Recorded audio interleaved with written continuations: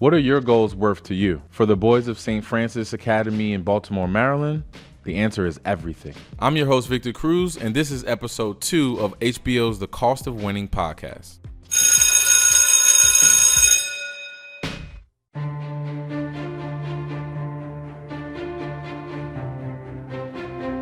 One of the more chilling moments from this series and a powerful representation of the mental strength of these players comes in the middle of episode 2. Coach Poggi is talking to the guys in the huddle, and the conversation is suddenly derailed. Let's take a listen.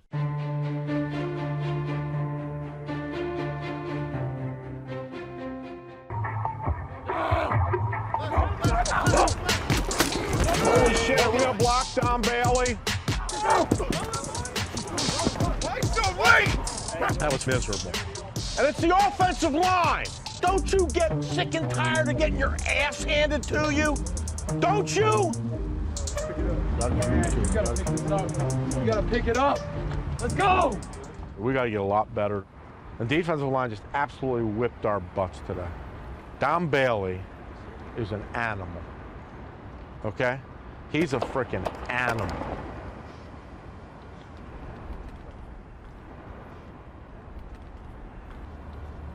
We were in the huddle talking, and out of nowhere, 3 shots let loose.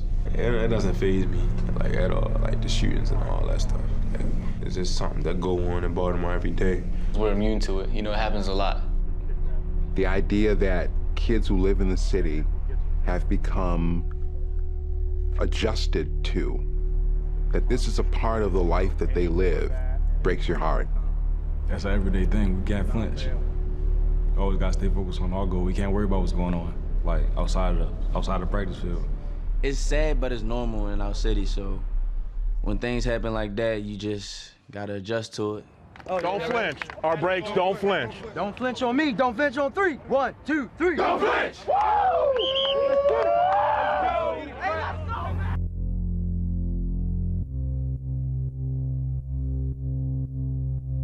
The students at St. Francis are faced with traumatic experiences so regularly that it's vital for them to have such understanding faculty and coaches to lean on. Ms. Williams, a teacher at St. Francis, shared an experience that she had with star defensive end Damon Clowney when he turned to her for support. Take a listen.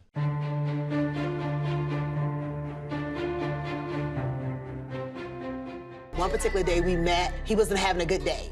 And I'm like, Demon, are you good? And he turned around and he had tears in his eyes. And I was just like, oh my goodness, what's going on? And that's when he shared with me. In like a span of 2 weeks, he had lost like 5 of his friends. And he was just like, I just don't know what else to do.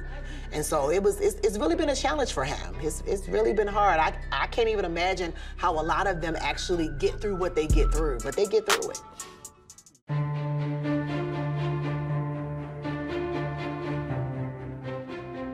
My guest today is Dr. Jessica Clemens, MD. She's a board-certified psychiatrist and is recognized by Forbes as a leader in mental health and wellness. Her mission is to reduce the stigma associated with mental illness, particularly in the Black community. Her efforts consist of using social media and community discussions to educate her following. We spoke about developing the mental pedigree of a winner.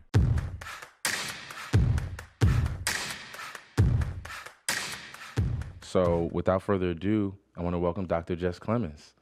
Thank you so much for joining us. Thank you so much for being a part of this and having a conversation with me. Thank you for having me. It's really important, and I'm always appreciative of the opportunity to demystify therapy and to reduce the stigma. So thank you. Thank you. No problem at all. Now, a lot of these kids, are nationally ranked and televised, and the pressures that come with each and every game that they play with. Can you just talk to me a little bit about mentally what these kids go through and how they can overcome just some of their surroundings and what they go through on a daily basis with the pressures of performing and being at the best of their abilities each and every day? Yeah, I mean, I think we all know that our young athletes are carrying a lot of burden, right? They are expected to show up and perform at a very high level.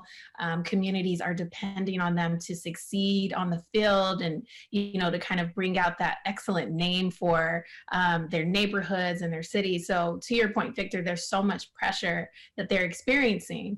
And so one of the things that, I always talk about when I'm caring for someone in the office is while pressure can be really helpful to get a person to perform, right? To give them that fire they need to get to execute.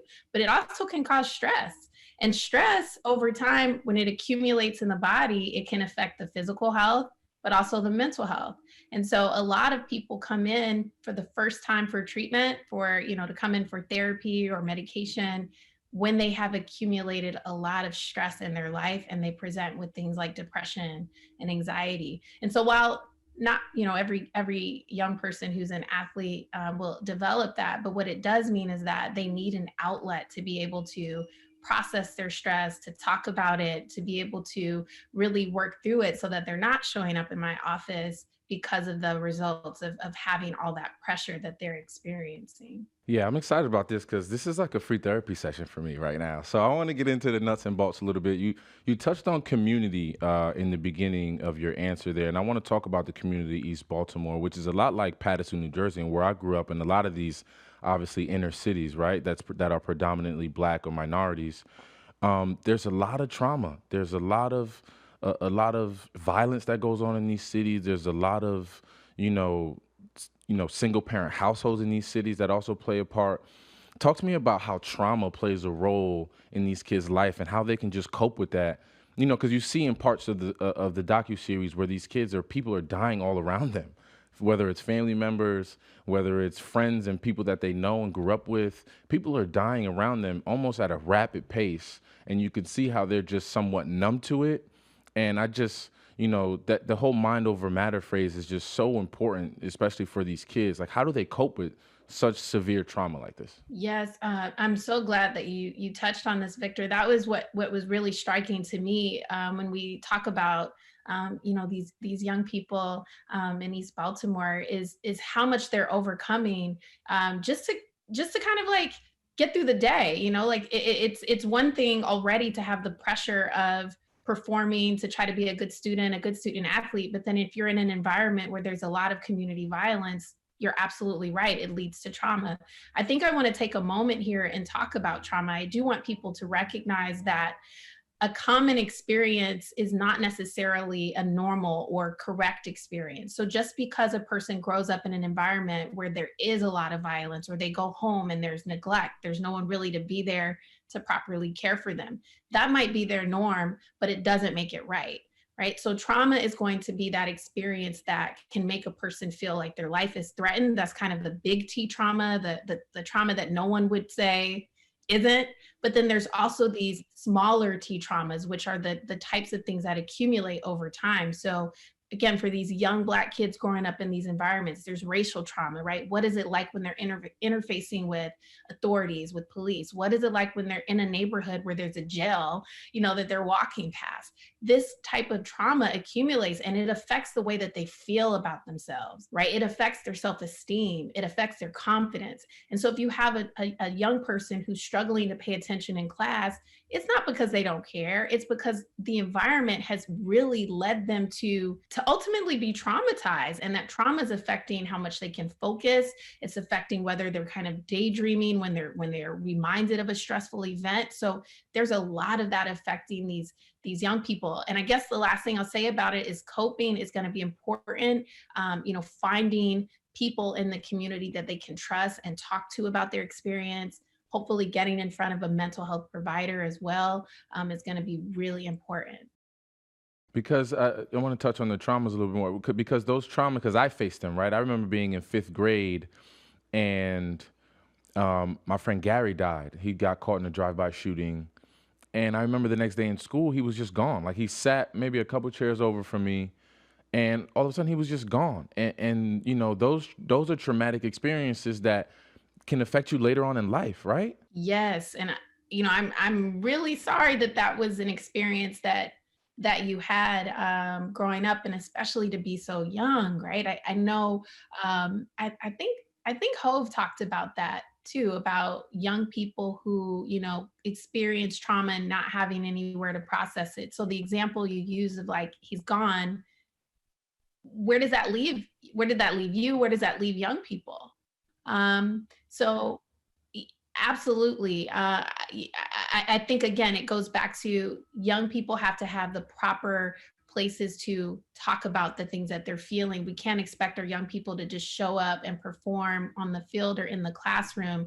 We have to really be there to talk about those big changes, even if it means holding classes to really hold space to talk about what it's like to lose someone so close and so young and so tragic. Exactly. And it's that stress culminating with everything else, right? The stresses of normal life, the stresses of everyday life, and then the stresses of being an athlete, and the stresses of making sure that you're putting everything that you can onto that field or court or whatever it is so that you can benefit your family throughout it all. And I think that's the biggest thing for me. And talk to me about how some ways that your support system, whether it's your family, whether it's your coaching staff, you know, whether it's your aunts and uncles, whatever your support system is, talk to me about ways that they can help and how these kids and anyone really can really lean on their support system.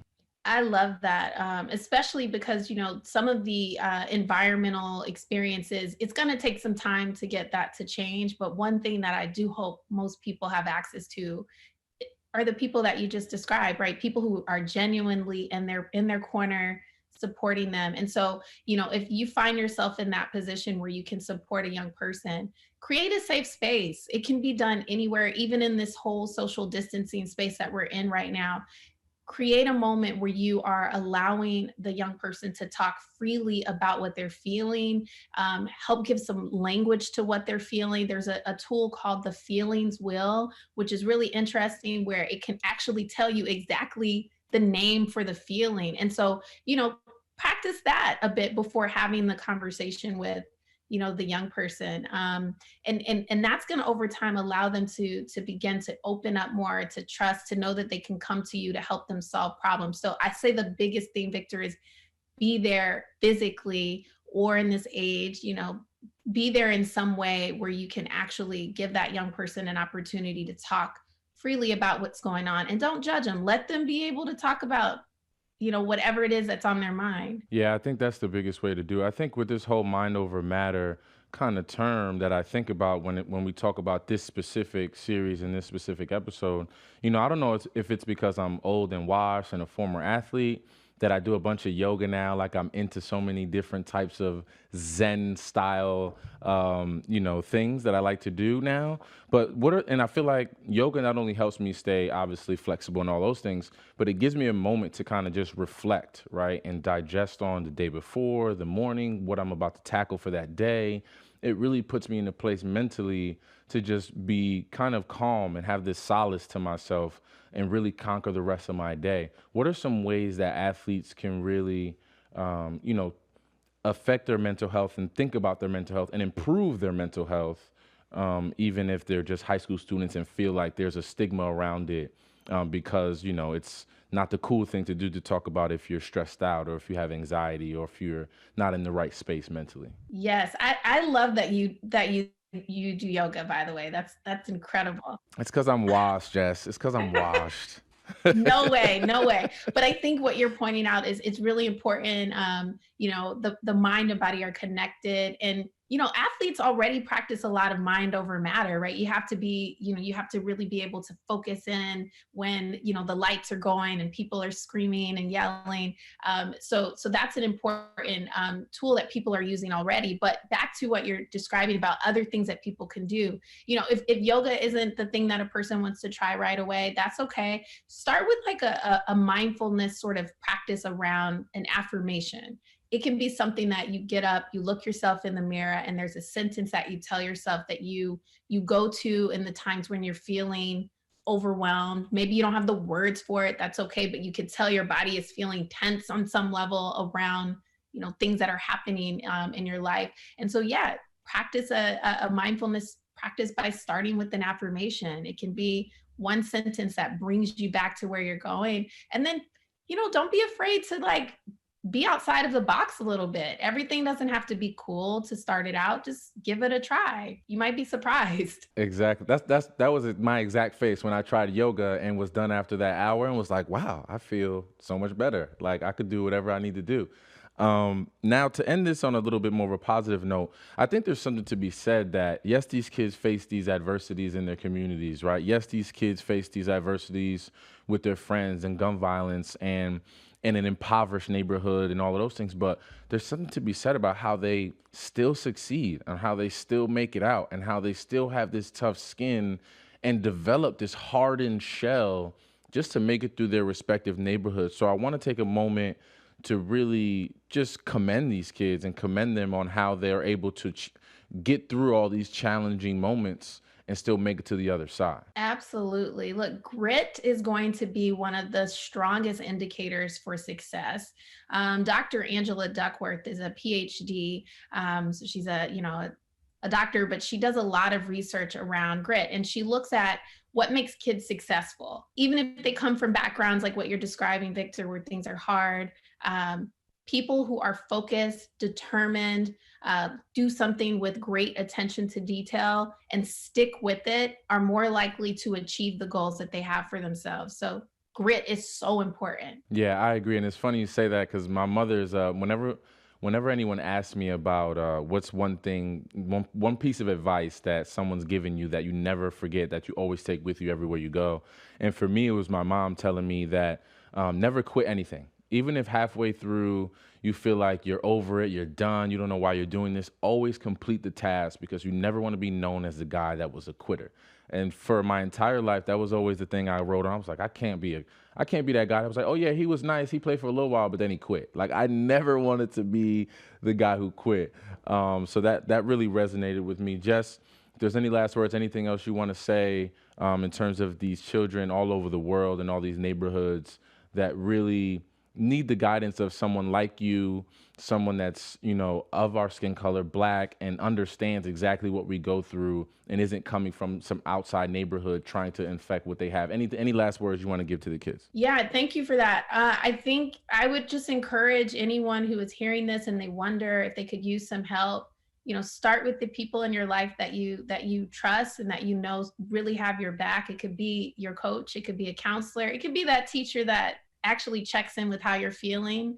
Start there, and just share that you might need a little bit of help. And then from there, my hope is that they can get you in front of a mental health professional who understands you. There are a lot of resources out there that can be available to get the actual support, especially if you are struggling with symptoms like depression or anxiety. But start with the people in the community that love you and have your back, and just keep going. Like Victor's mama said, just keep going. Exactly. I agree. If you want to find Dr. Jess Clemens, she's Ask Dr. Jess on Instagram. She has beautiful photos and information about mental health, as well as a beautiful family that you'll find on her Instagram page as well. Dr. Jess, thank you so much for joining us, and take care of that beautiful family of yours, and I'll see you soon. Thank you. Be well. No problem. Bye, Jess. Thank you.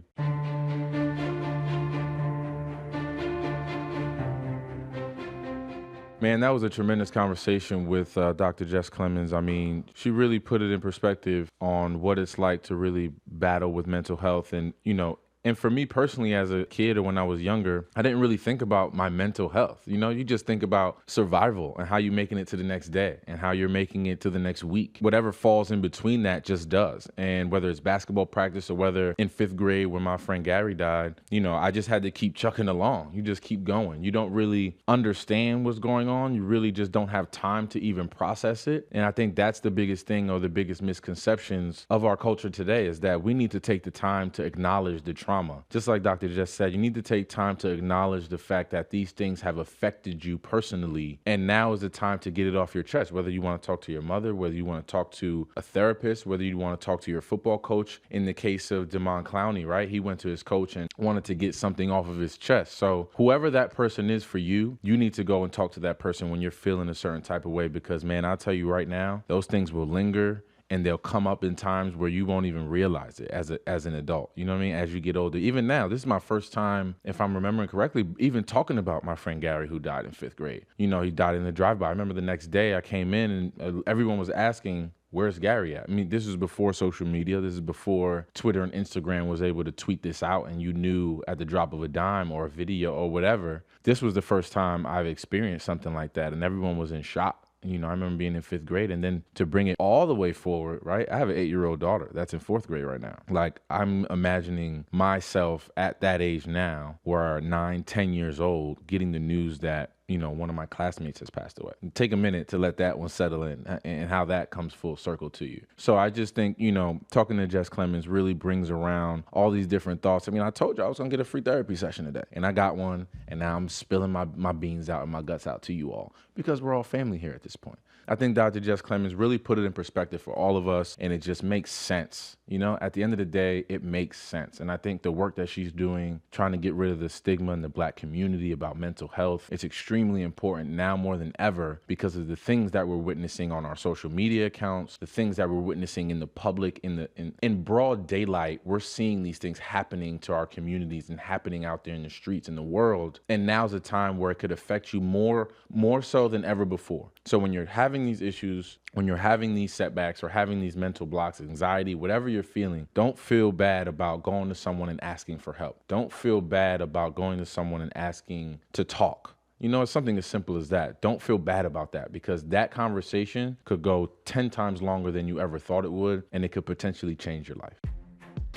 Thank you to our guest, Dr. Jess, for joining us on episode 2 of the Cost of Winning podcast. This podcast was produced by HBO and Driven Society. You can stream HBO's The Cost of Winning on HBO Max. The Cost of Winning podcast is available on Apple Podcasts, Spotify, Stitcher, HBO Max, or wherever you listen to your podcasts.